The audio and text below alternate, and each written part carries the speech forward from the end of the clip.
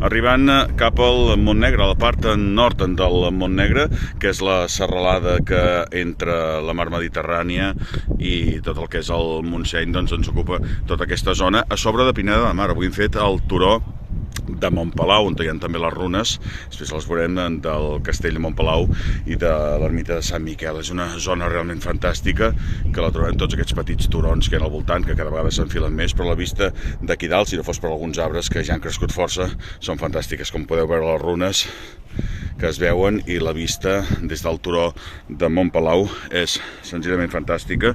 Hem pujat avui amb Brugí i la Duna, i com podeu veure, si anem cap a la vessant de migdia, és tota la zona de Santa Susanna i de Pineda de Mar. És senzillament magnífica la vista que tenim des d'aquesta zona, des d'aquest petit turó de 265 metres, dins el repte, ara ja, dels 200 cims.